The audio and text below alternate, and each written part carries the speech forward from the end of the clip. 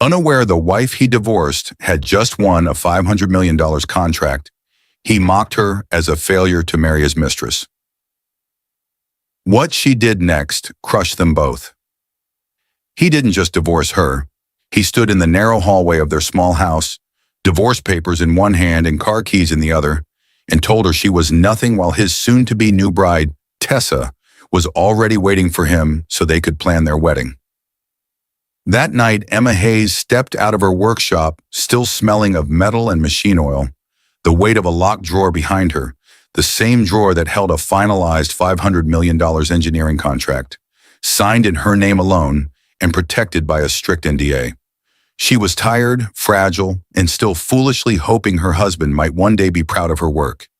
Instead, she found Mark blocking the hallway, a stack of legal papers already bearing his signature.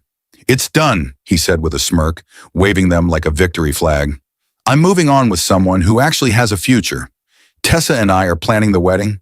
You have nothing, Emma, no job, no income, just your little toys." He thought he was discarding dead weight. He thought his mistress was an upgrade.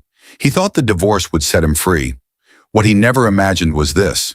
The woman he had just dismissed as a failure was the lead engineer behind a $500 million project. A woman who had already locked away every contract, every email, and every ugly receipt she needed. Not just to walk away safely, but to sit in a future courtroom with her lawyer at her side and watch his carefully built new life start to crack in front of everyone. Dear viewers, thank you for being here. If you watch without subscribing, it's like letting Emma's quiet genius be ignored all over again. When you hit that button, you stand with every partner who was mocked, every mind underestimated, and every woman planning her silent comeback.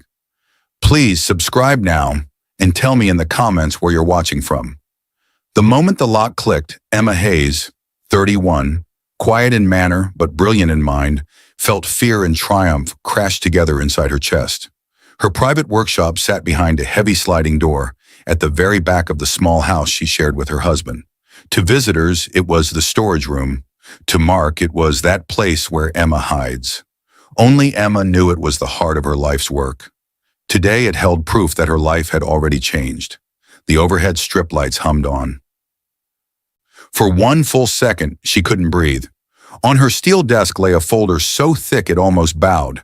On the front, in bold black letters, $500,000 million contract.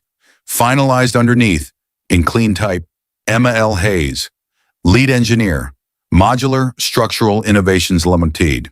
She ran her fingers over the letters. Limited, the company she had quietly registered 3 years ago using her inherited workshop as its legal address. No shared accounts, no co-owners, no husband's name on anything, by careful design. For years, she worked alone. No investors, no applause, not even support from the man she married. Just late nights, worn-out pencils, prototypes that failed more than they worked, and a stubborn fire in her chest that refused to go out. The workshop had been her father's before it was hers, his only real asset when he died. No land, no savings, no stocks, just this one space and a lifetime of calloused hands. People left money. He left tools, scribbled notebooks, and a belief that his daughter's mind could build what others only imagined. His presence still clung to the room, the smell of old wood, the dent on the metal table where he'd once dropped a hammer, the faded equation he'd chalked on the wall and never bothered to wipe off. Every time she walked in, it felt like stepping back into their world. Emma laid a trembling palm on the folder. She, the wife everyone assumed was playing with gadgets, had just secured a global engineering deal worth $500 million. Behind her, in full assembly, stood the proof, a modular eco-structural system made of compact panels that locked together like puzzle pieces. Buildings that could be assembled faster, withstand extreme weather, and cut energy use in half. A lifetime of quiet work, finally seen. Memory rose up, clear and sharp. A much younger Emma sat on the same concrete floor, hair messy, fingers sticky with glue, holding up a crooked wooden bridge. Her father crouched beside her, eyes soft with pride. "One day," he'd said gently, tapping her forehead, "they'll pay you for the way this works, not for the way you look or smile or please anyone else." Back then, she just grinned. Now she understood. Emma exhaled slowly and opened the folder. Page after page, signatures, approvals, project phases, international partners, payment schedules, stared back at her. At the back, one document sat stamped in dark red. Strict NDA, no personal disclosure until public announcement. No discussion of contract terms, project scope, or projected valuation with any non-cleared individual, including close family, until official release. Legal and financial penalties apply. The words were sharp, binding, heavy. They were also why she'd swallowed every boast she could have made at home. Her husband, Mark Hayes, 33, confident, charming, a construction supplies salesman who loved being the loudest voice in any room, had no idea that his impractical wife had beaten out major firms and won the biggest contract of the decade. He thought her work was a harmless hobby. He couldn't have been more wrong. She placed the NDA on top and pressed her hand on it, acknowledging what it demanded. Silence, even at home, even with her husband, even when it stung. "He'll never know," she whispered, voice barely louder than the hum of the lights. "Not unless I decide he should." There was no bitterness, only quiet power. She slid the folder into the bottom drawer of her desk, turned the key, and listened to the metallic click. Final, certain. Then she slipped the key onto the small chain around her neck, tucked beneath her t-shirt, where Mark never bothered to look. Her phone buzzed harshly against the steel. Emma glanced at the screen. Mark calling. She didn't move. The vibration stopped, then started again, and again, and again. The call log flashed up when she touched the screen. 25 missed calls from her husband. Before 8 in the morning, her stomach tightened, not with fear, but with an old, familiar recognition. Mark only called like this when he needed something, not when he cared how she was. She set the phone down. Her gaze cooled, not from rage, but from sudden, deep clarity. Something was wrong. Whatever this was, whatever storm he was dragging toward her, it was already shaking the ground beneath her feet. A sharp, urgent knock sounded at the front door. Too fast, too forceful, rattling faintly through the house and into the workshop. Mark Hayes, it seemed, wasn't going to stay on the other side of the phone. The workshop door flew open so hard the hinges protested. Emma spun around, heart jumping, as Mark Hayes stormed inside with the energy of a man who believed the world owed him explanations. 33, broad-shouldered, quick-tempered. Mark always entered rooms like they already belonged to him. Even this one, the only space in the house he had never truly understood. His face was flushed, either from anger or from rushing, probably both. "Why didn't you answer your phone?" he snapped, chest rising and falling fast. "I called you 25 times, Emma." She steadied her breathing, shifting so her body blocked his view of the locked bottom drawer. "I was working," she said, voice even.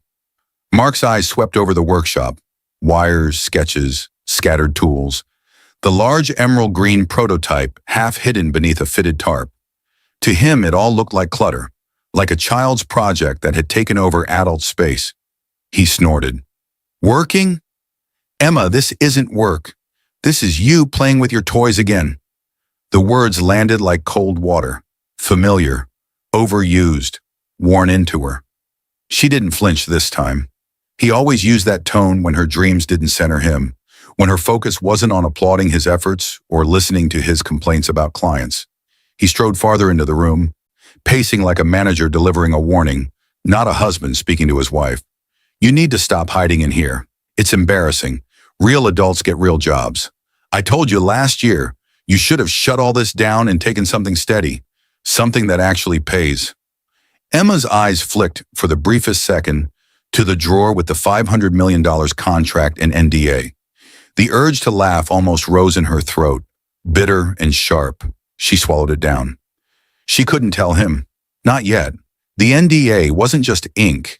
It was her entire company's future. She had signed it with full understanding.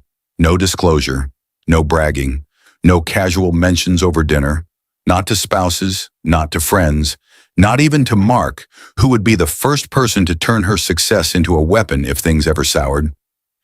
"Is everything all right?" she asked, keeping her tone calm, buying time, praying he wouldn't walk closer to the desk.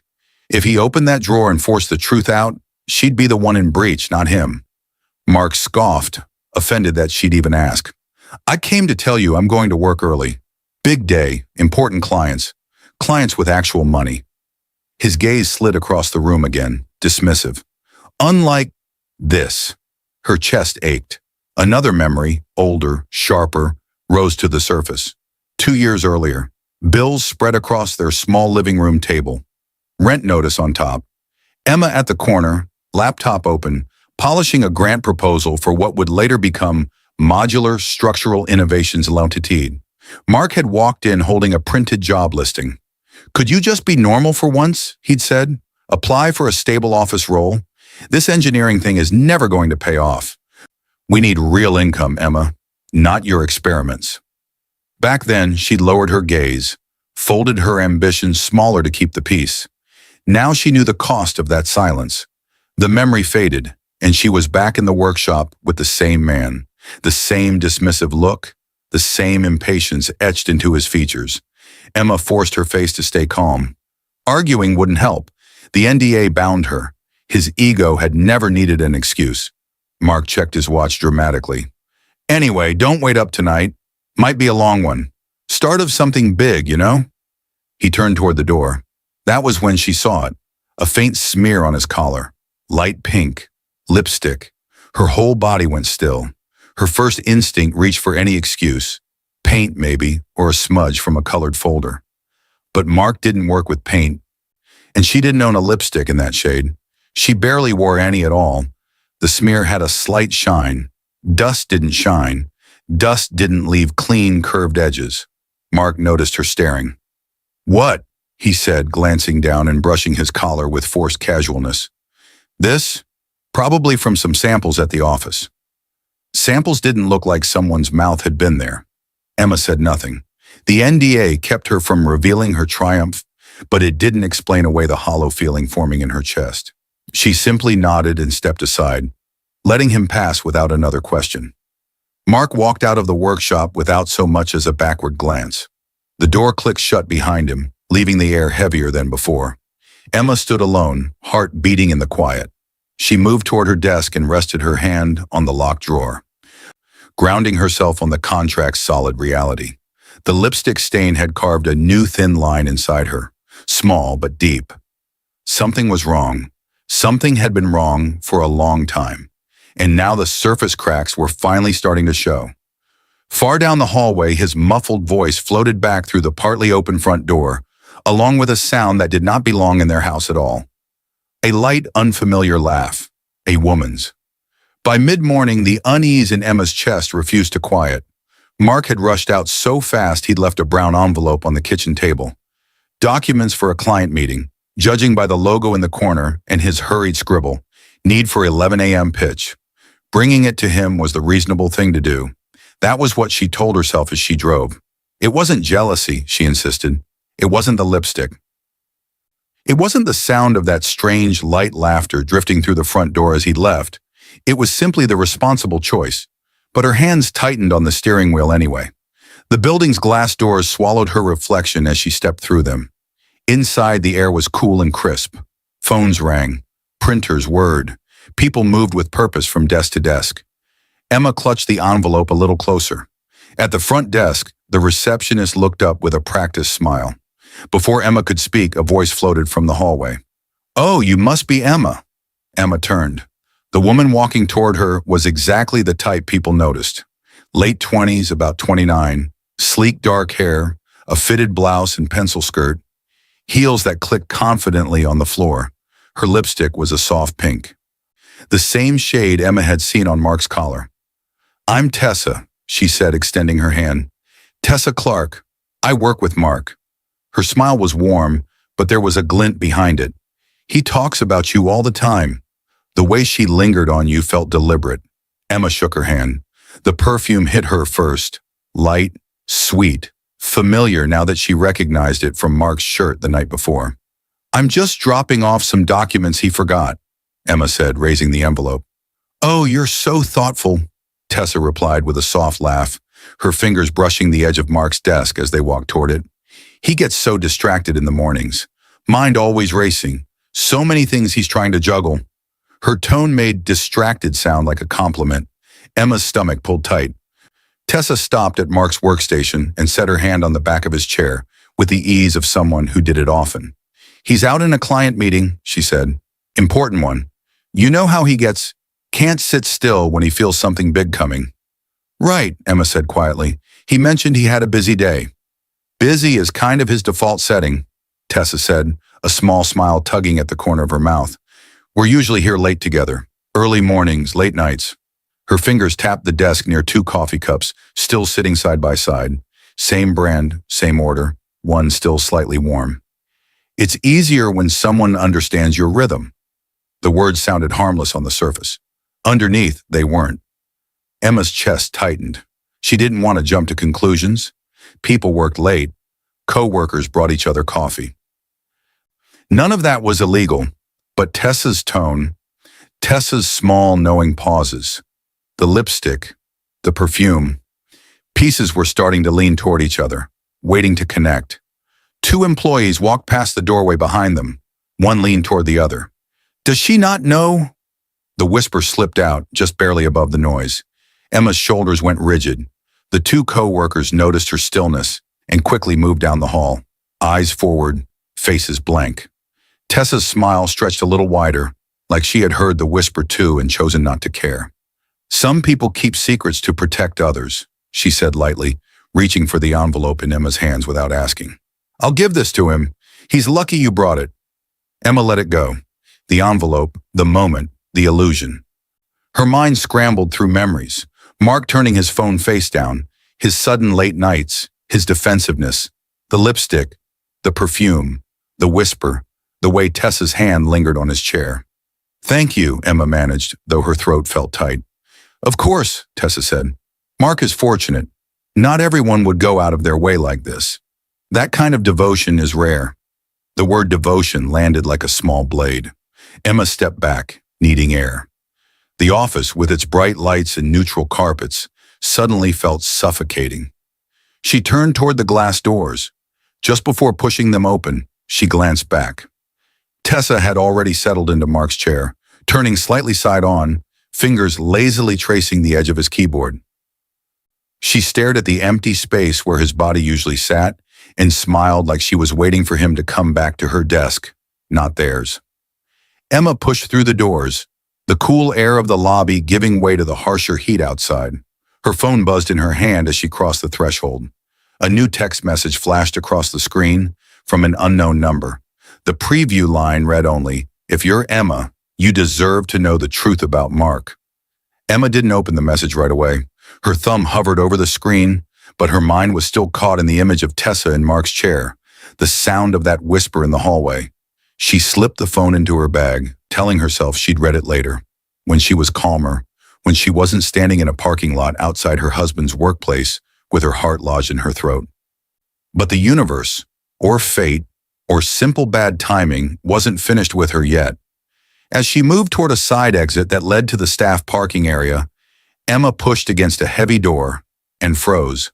A voice drifted through the gap. Sharp, too familiar. She really thinks he's loyal. That's adorable. Tessa. The words landed on Emma like a slap. Emma stopped, letting the door ease back before it could reveal her. Her pulse hammered in her ears. She pressed herself lightly against the wall, not planning to eavesdrop but suddenly unable to move. Another voice, quieter, nervous. Tessa, keep your voice down. What if she hears you? Tessa laughed softly, low and confident. Maybe she should hear. Might finally stop bringing him his forgotten files like a good little wife. The floor seemed to tilt beneath Emma's feet. Her fingers curled against the cool metal of the door. So it wasn't just coffee, it wasn't just late nights, it wasn't just her imagination. Tessa wasn't speaking like a helpful coworker. She was speaking like someone who believed she had already taken Emma's place. Emma swallowed hard and stepped back, leaving the door closed. She didn't want to hear more, but the voices floated down the hallway anyway. He said he's filing soon, Tessa added, voice dripping with casual cruelty. Once that's done, we can stop pretending. The other woman whispered something Emma couldn't make out. Too soft, too hurried. Chairs moved. Footsteps faded. Emma stood there, rooted to the spot. Then slowly she turned away and walked toward the main exit instead, her vision blurring around the edges. She needed air. Any air that wasn't shared with Tessa's perfume. The automatic doors opened. Outside, the bright light of late afternoon hit her eyes, but none of it touched the cold knot forming in her chest. On the drive home, Tessa's words looped relentlessly. She really thinks he's loyal? That's adorable. He said he's filing soon. The unknown message from earlier flashed in her mind. At a red light, hands shaking, she finally pulled out her phone and opened it. Unknown number. If you're Emma, you deserve to know the truth about Mark. I've seen him with the woman from his office. This isn't a rumor. I have dates, photos, and receipts. I can't stand watching you be lied to. Attached were thumbnails of screenshots and blurry photos. Mark and Tessa leaving a hotel, sitting too close at a bar, his hand on her waist in the dim light of a restaurant. Emma's throat closed. She didn't recognize the number. There was no name, just a small note at the bottom. Please don't ask who I am. I need my job, but you need the truth. All afternoon, the words and images pressed against the inside of her skull. By the time she reached home, the sun had started to slide lower, casting long shadows across their living room. She sat on the edge of the couch, phone in her hand, photos open, proof staring back at her. Hours later, the front door finally opened. Mark stepped inside. Late, very late. His hair was mussed, his shirt wrinkled, and the scent that drifted in ahead of him made Emma's lungs seize. Tessa's perfume, the same one from the office, the same one from his collar, the same one that seemed to cling to his skin now, layered over faint cologne. He dropped his keys carelessly on the table.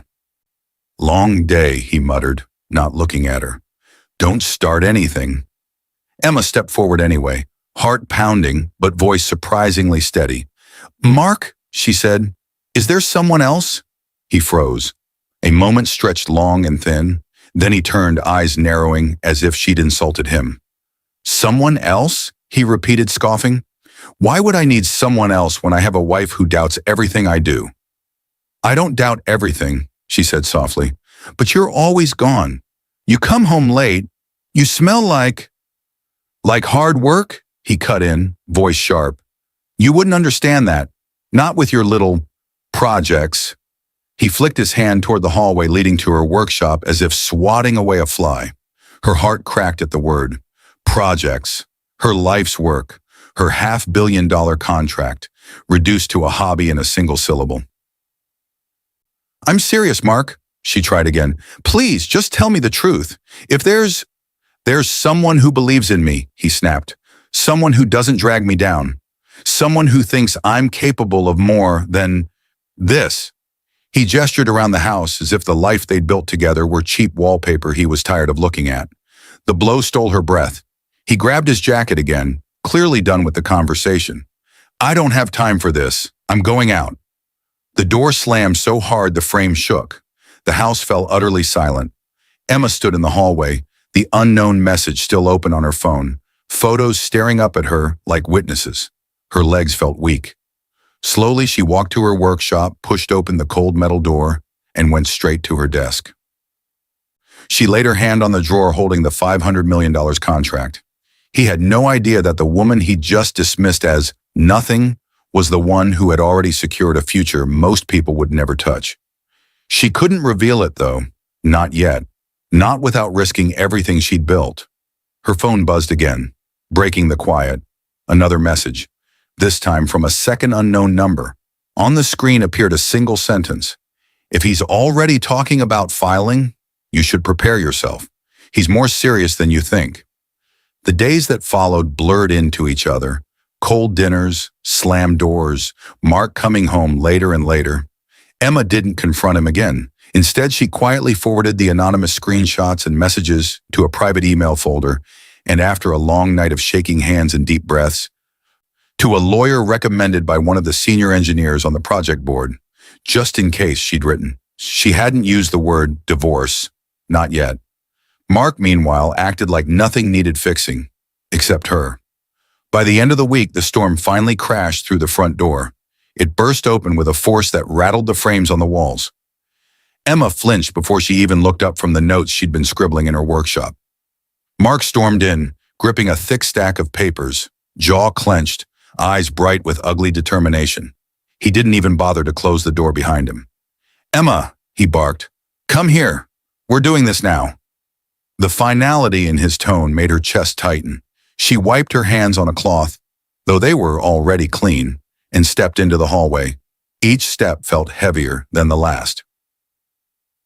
He waved the papers like a flag.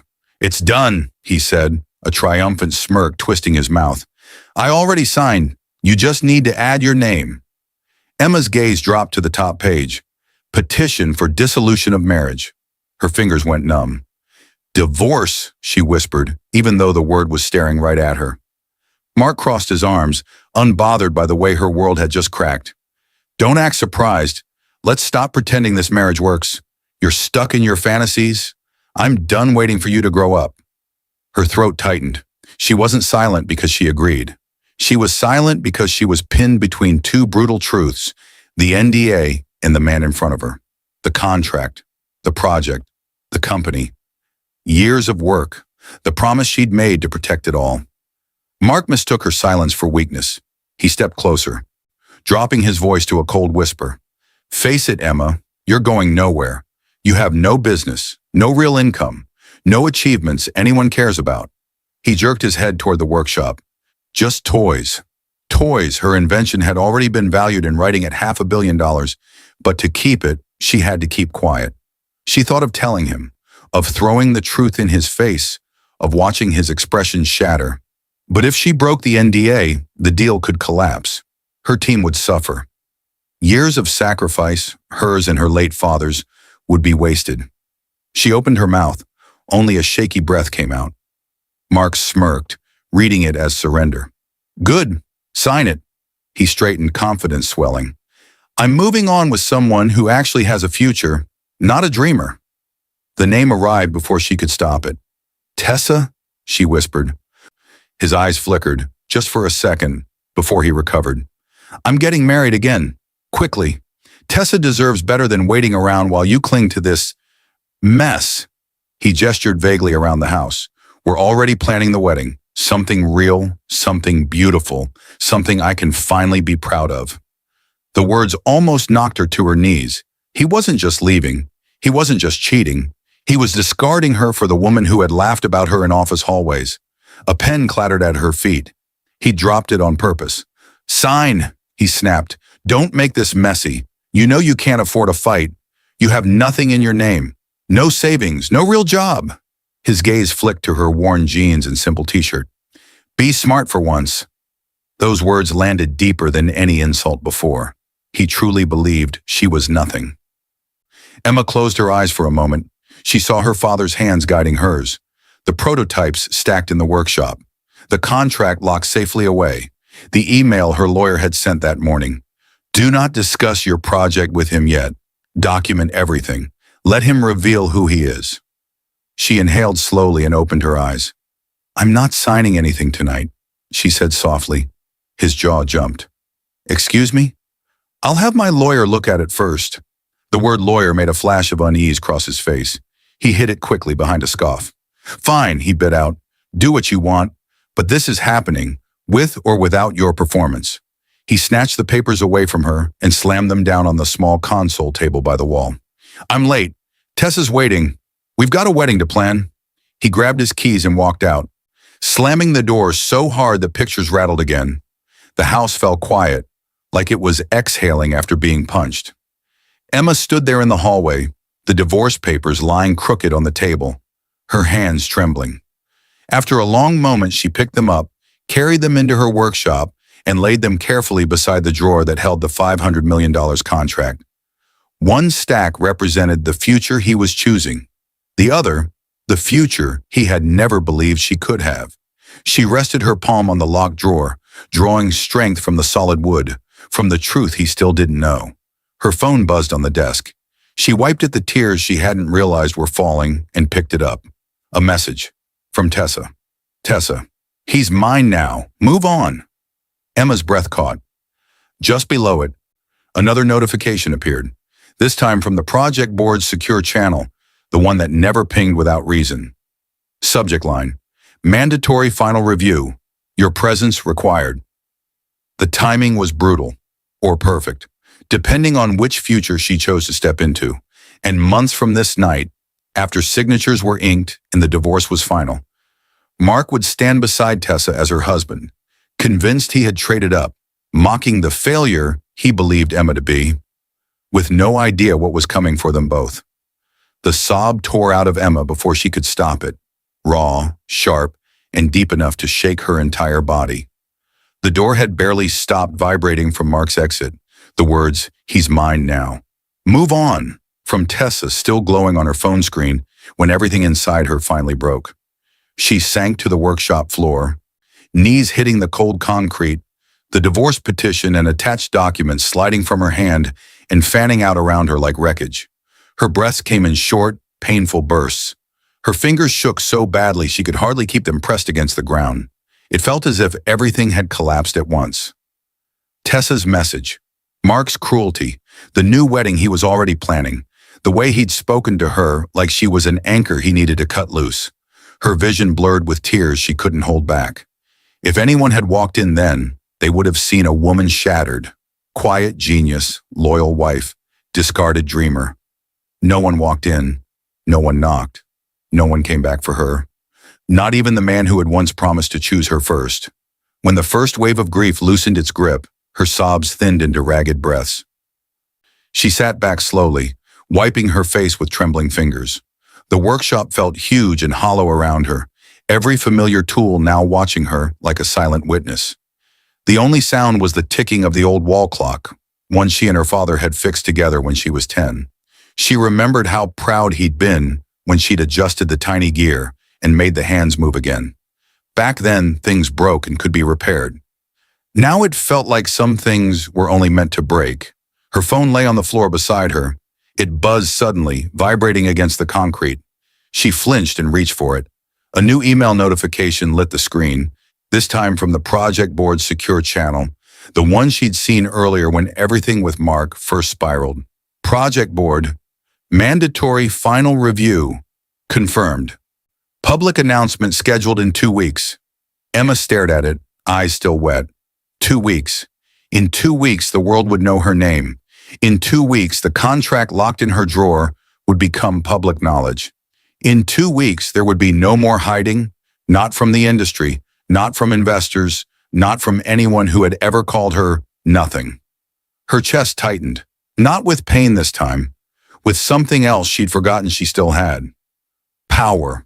Her work was about to step into the light. Her invention, the modular eco-structural system she had built piece by piece in this room, was about to be announced as the backbone of a $500 million global initiative. The same work Mark mocked as toys. She closed her eyes and memories flickered past like a reel. Nights she stayed up alone, drafting plans while Mark stayed late at work. Nights she heard him come in smelling of unfamiliar perfume. Breakfast where he scrolled through his phone while she hid her sketches under old newspapers. Arguments where he told her to be normal, to give up childish dreams. She had carried the marriage alone. She had carried her dreams alone. She would carry her victory alone too, if she had to. Emma drew in a long breath and pushed herself off the floor. Her legs were unsteady, but something in her eyes had changed. The soft, constant doubt had burned away, leaving a quiet core of steel. Her gaze drifted toward the far corner of the room, where her covered invention stood like a sleeping giant. She walked to it slowly, fingertips tracing along the fabric before she lifted it halfway. The smooth, interlocking panels caught the light, their lines clean, deliberate, and strong, just like the mind that had designed them, a system the world had already accepted, a system Mark had never even bothered to ask about. Emma's reflection appeared faintly in the polished surface. Red eyes, tear-streaked face, jaw trembling. And yet, beneath it all, something unbroken. She rested her palm on the metal. "Let them think I'm nothing," she whispered. Her voice was soft, but the words came out with the weight of a vow. "Let them all think it." Her mouth tightened into a small, determined line. "They'll know soon enough." The workshop lights hummed overhead, steady and familiar, as if agreeing. Her phone buzzed again, short, sharp, unexpected. A new message from an unknown number. No preview, just one word. Urgent. Emma stared at it, thumb hovering. Part of her wanted to throw the phone across the room. Another part of her, the part that had learned to read danger and opportunity in the same heartbeat, knew this was one more piece of the storm she couldn't avoid forever. Inside that unopened message waited news that would pull her out of hiding and place her on a stage where the whole world would finally see her. The flash of cameras hit Emma like a wave, bright, relentless, almost blinding. Reporters shouted her name from every direction, microphones lifted like reaching hands. The noise swelled across the conference hall, pressing against years of quiet she had learned to live in. For a heartbeat, she just stood there, blinking, her mind struggling to catch up with what her life had become.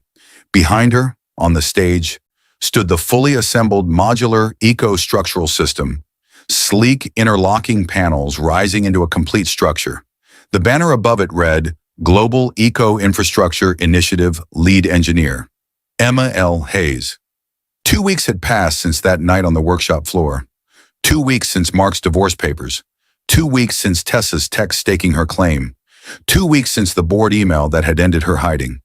Just hours earlier today, she had stood in front of a mirror, adjusting a simple blazer with trembling hands, wondering if the girl who once built crooked bridges from scrap wood could really belong here. And now the world was watching her. The board director, Mr. Collins, a calm man in his 50s with silver hair and steady eyes, motioned her forward to the podium. He had been the one to push her design into the final evaluation round, the one who had seen beyond her quiet voice.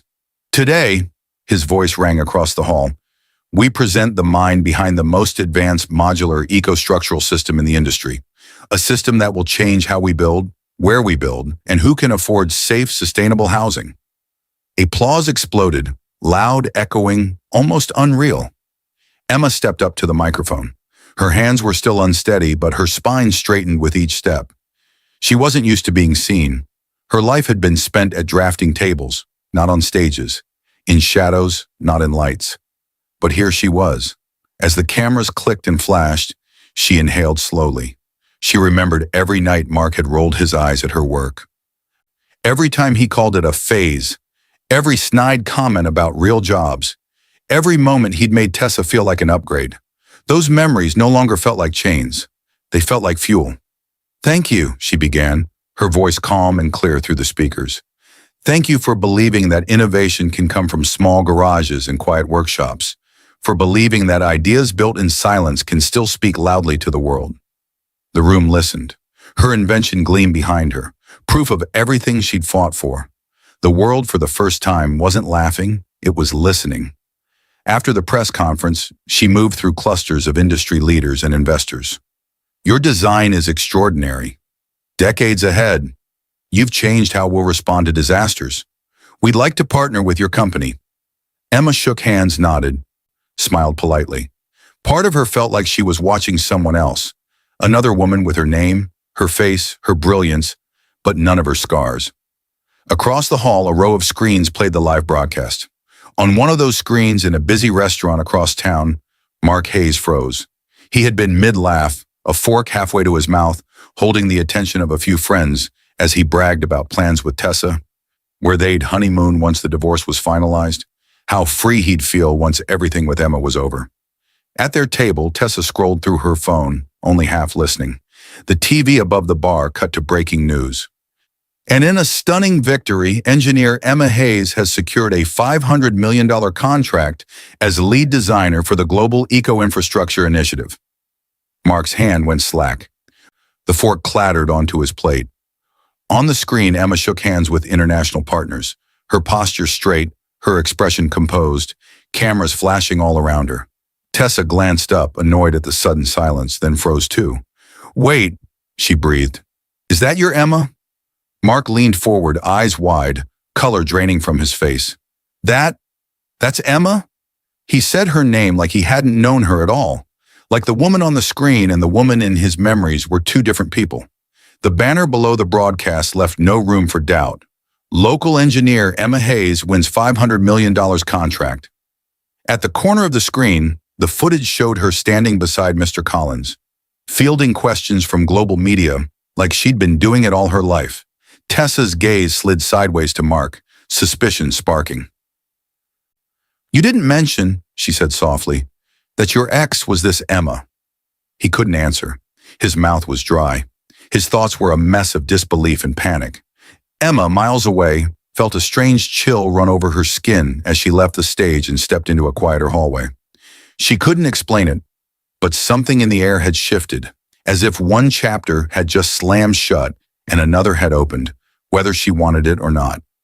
Her phone buzzed in her pocket. A message from an unknown number, the same one that had sent urgent days earlier. Unknown. He knows now. As Emma stared at the message, somewhere in a different part of the city, the foundation of Mark's carefully built new life was already beginning to crack. The shouting began before the sun fully rose. Mark Hayes slammed his office door hard enough to shake the framed certificates on the wall. His voice carried into the hallway, angry, desperate, frayed with a fear he rarely admitted he felt. "What do you mean my accounts are frozen?" he snapped. Across the desk, his boss, Mr. Landon, a strict man in his late 40s, whose patience had been worn thin over the years, rested his hands on a thick stack of printed reports. He didn't bother looking impressed or sympathetic. "It means," Mr. Landon said evenly, "that the company's internal audit flagged irregularities in your expense reports. Hotel charges, restaurant bills, travel claims that don't match your schedules. Some of these never had prior approval. Some of these," he tapped a page, "were submitted during days you weren't even on the road." Mark's heart lurched. "That's a misunderstanding. I can explain." "You'll have the chance to explain to HR and the Finance Committee," Mr. Landon cut in. "But as of this morning, pending investigation, your employment is terminated and your corporate accounts are frozen."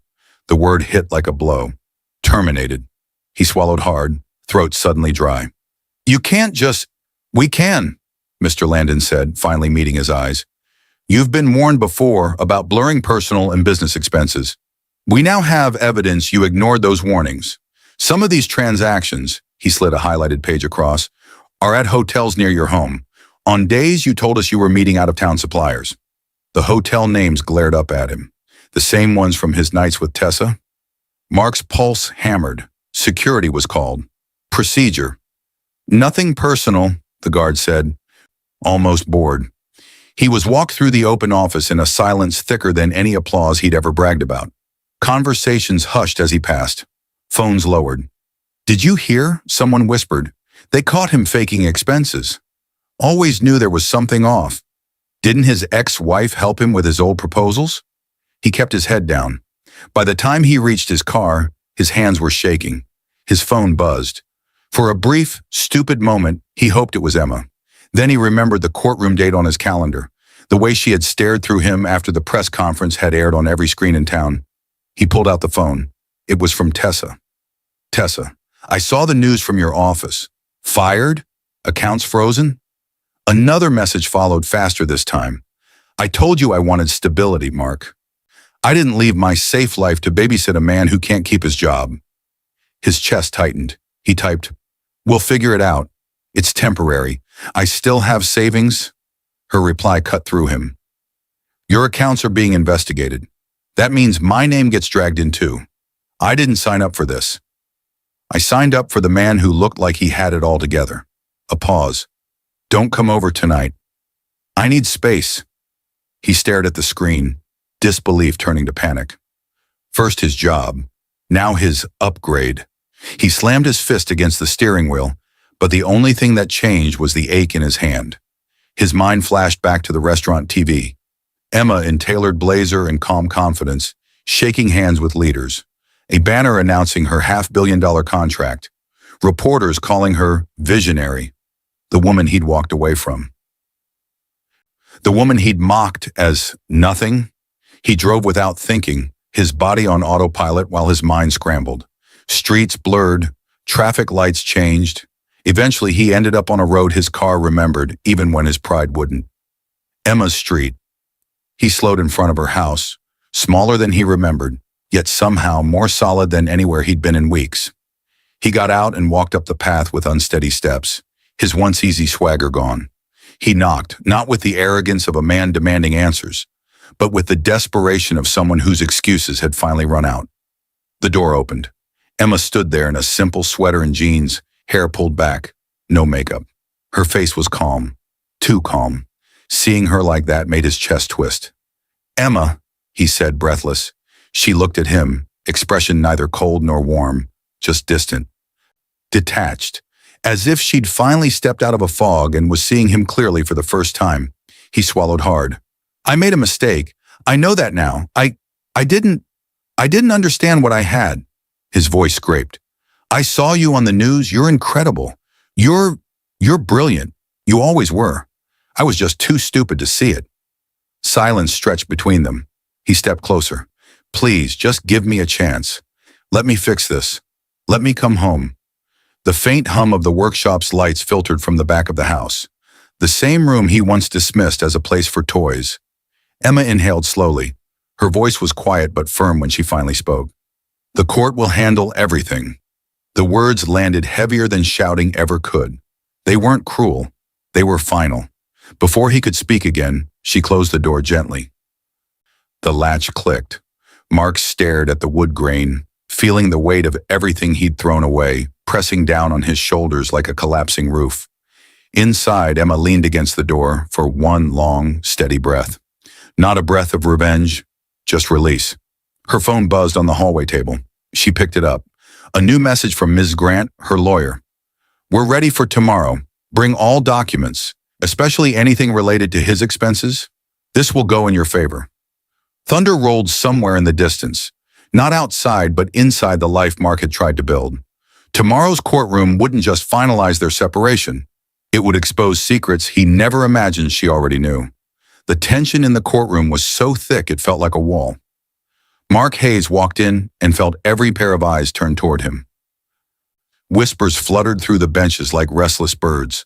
A few people grabbed their phones, pretending not to stare, failing horribly. He had once loved being the center of attention. Today, it made him feel sick.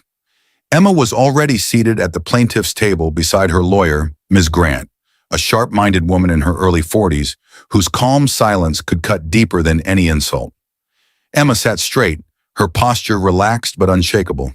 She looked nothing like the woman he'd last seen crying over his betrayal. There was a quiet strength in her now that unsettled him more than anger ever could. He took his place at the defense table next to his own lawyer, who had dark circles under his eyes and a stack of papers that didn't look nearly as thick as Ms. Grant's. Tessa slipped in a moment later, in a fitted dress and carefully styled hair. She took a seat behind Mark, trying to look supportive, but her expression wavered. The confidence that once glittered in her eyes now dimmed by the shadow of his firing and the investigation around his spending. The bailiff called the court to order. Everyone stood as Judge Reynolds entered, a man in his 60s with clear, tired eyes and a reputation for hating lies more than anything else. He settled into his chair, adjusted his glasses, and spoke. "Be seated. We are here today to address the financial and legal matters arising from the former marriage of Emma Louise Hayes and Mark Daniel Hayes." Former. The word sliced through Mark's chest with more precision than he expected. Ms. Grant rose first. "Your Honor," she began, voice smooth and controlled, "we will present evidence of financial misconduct, emotional neglect, and deliberate misuse of marital assets by Mr. Hayes during the course of this marriage and during the separation process." She opened a file so thick it made Mark's stomach drop. Screens lit up on the courtroom walls. The first set of documents appeared, bank statements from Emma and Mark's joint accounts, lines of withdrawals, transfers to Mark's personal account, charges that didn't match the ordinary expenses of their life together. "Here we see funds transferred out without Mrs. Hayes' knowledge," Ms. Grant said, "many occurring shortly before hotel and restaurant charges on Mr. Hayes' corporate card, now under investigation by his former employer." Murmurs rippled through the courtroom. Mark shifted in his seat, heat creeping up his neck. His lawyer started to rise. Judge Reynolds raised a hand. "You'll have time for response, counsel. Let her finish." Next slid onto the screen. Itemized reports from his company's audit, hotel stays, bar tabs, luxury purchases, dates and locations that matched the messages Emma had once received from anonymous numbers. All of these, Ms. Grant continued, were filed as company expenses. The investigation, however, found no legitimate business purpose for a significant portion of them. A different document appeared, screenshots of text messages between Mark and Tessa during those trips, flirtation, hotel room numbers, jokes about Emma never suspecting a thing. And then, in harsh, fluorescent letters on screen, one of Tessa's messages. She still thinks he's loyal. It's adorable. A few people in the gallery gasped. Tessa's face drained of color. She shrank into her seat, eyes fixed on the floor. Ms. Grant didn't look at her. She turned another page. Additionally, she said, we submit evidence that Mrs. Hayes supported Mr. Hayes's career while he dismissed and ridiculed her own, including emails where she rewrote his proposals and improved his presentations. Work he later claimed credit for solely. This goes to the imbalance of contribution within the marriage. More emails appeared. Emma's patient edits, improved drafts, gentle reminders of deadlines. Judge Reynolds' jaw tightened. Finally, Ms. Grant clicked to a testimonial letter. This is from an engineer who worked with Emma's late father, she explained. He confirms that Mrs. Hayes' project, the one now publicly valued at $500 million, was developed independently, long before the separation, and that Mr. Hayes never participated in its design, funding, or construction. It is her separate intellectual property and was repeatedly dismissed by Mr. Hayes as toys. Emma kept her gaze steady, hands folded in front of her. Mrs. Hayes, Judge Reynolds said, looking at her over his glasses, is this accurate? Did you intend to hide this project from your husband? Emma spoke for the first time that morning. I didn't hide it to punish him, Your Honor, she said softly. I was bound by a non-disclosure agreement, and I had learned over time that sharing my work with him did not bring support, only belittling. She paused. I chose to protect my project and myself. The judge studied her for a moment, then nodded once. He turned to Mark. Mr. Hayes, do you wish to respond? Mark struggled to his feet. His hands were clammy. His throat felt tight. I didn't mean for things to go this far, he said, voice barely above a whisper. I was under pressure. I made mistakes. I thought I was entitled to some comfort. I didn't know. He glanced at the screens, at his own words staring back at him in pixelated shame. I didn't know she'd ever become this successful, he finished weakly. The admission hung heavy in the air. Judge Reynolds exhaled slowly. Success does not determine a person's right to respect, he said evenly, nor does it excuse the misuse of shared resources for personal indulgence. He shuffled the papers in front of him, then spoke with crisp finality. Based on the evidence, this court finds that Mr. Hayes engaged in repeated financial misconduct, misappropriation of marital funds, and emotional neglect. All marital claims to Mrs. Hayes' company, intellectual property, and related revenue are denied. Mr. Hayes is ordered to provide restitution for misused funds and relinquishes any right to further claim spousal support. Gasps broke out in the gallery. Tears pooled in Emma's eyes, but they were not from grief. They were from release. The court, Judge Reynolds added, voice softening, acknowledges Mrs. Hayes' substantial contributions to Mr. Hayes' career and the undue criticism she endured while quietly building her own. The gavel struck. Mark collapsed back into his chair, hands covering his face as the walls of his life closed in. Behind him, Tessa leaned forward, her voice low and cold near his ear. I'm not going down with you, she whispered. She stood, grabbed her purse, and walked briskly out of the courtroom without looking back. Mark lifted his head just in time to watch her leave. Emma rose slowly. She gathered her papers, her posture calm, her dignity intact. Outside those courtroom doors, the world and the media were already waiting. As Emma stepped into the hallway, a reporter approached her, microphone trembling slightly. Mrs. Hayes, she said quietly, there's a private investigator asking to speak with you. He says he's the one who sent you those early warnings about your ex-husband, and he has one last file you might want to see. The door to the new research facility slid open with a soft hiss, Bright white light spilled across the polished floor. Emma stepped through, carrying the same blueprint tube she'd used since the days her designs were nothing more than pencil sketches on thin paper. Now those sketches had grown into contracts, buildings, and a name the industry knew. This space, this entire facility, was hers. The scent of fresh paint and clean steel filled the air. Her footsteps echoed in the wide open room, each quiet tap a reminder of how far she'd walked to reach this place. From a cramped workshop behind a house where she was mocked, to a sprawling center built around her vision. For the first time in a long time, her heart wasn't pinched with doubt or bruised with someone else's cruelty. It felt steady, full. She paused in the center of the main lab and turned slowly. Workstations waited along the walls, ready for the engineers she would someday hire. Display tables held prototypes in various stages, some refined, some rough, some that still bore the stubborn imperfections of ideas in progress. Her inventions no longer hid under sheets in a back room. They stood in the open under bright lights, recognized for what they were. Her father's voice drifted through her memory. One day, they'll pay you for the way your mind works, not the way you look, not for how quiet you stay, not for how much you shrink to make others comfortable. He had been right. Across the nearest table, an early version of her modular panel system lay beside the latest iteration. The evolution was clear, rough beginnings smoothed into elegant strength. She exhaled slowly, all the years flashing through her mind. Mark calling her work toys, Tessa's mockery echoing in hallways.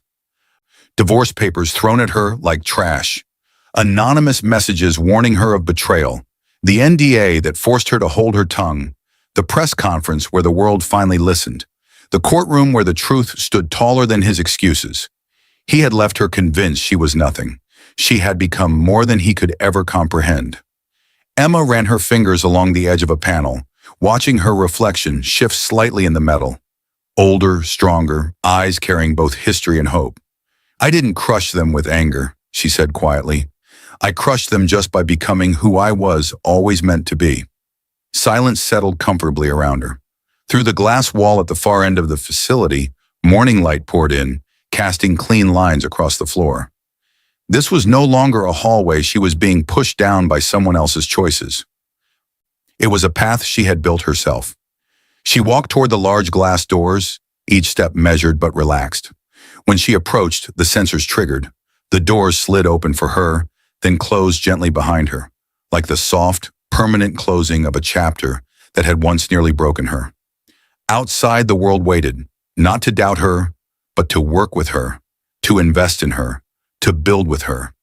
Somewhere in her pocket, her phone buzzed, a small, insistent vibration. She pulled it out, a new email. Sender, H. Lawson, Private Investigations. The subject line, Final Report. You owe yourself this closure. Emma stared at it for a moment. There had been a time when she would have opened it instantly, desperate for every detail of what Mark had done, every betrayal uncovered. Now she felt something else. Curiosity, yes, but not desperation. Not pain. She smiled faintly and slipped the phone back into her pocket. She would read it later, on her terms, in her time. Right now she had a facility to open, a team to build, and a future to design, one that no longer revolved around proving anything to a man who had already lost. She stepped fully into the light, free, fulfilled, and finally whole. Her story with Mark Hayes was legally closed, but the choices he had made would keep teaching lessons long after their names were no longer spoken together. Lessons for anyone who ever looked at a quiet partner and mistook silence for weakness instead of undiscovered power. I hope you enjoyed watching it as much as I enjoyed creating it. Like, share, and comment on the lessons you've learned. Let me know where you're watching from in the comments below. See you in my next video.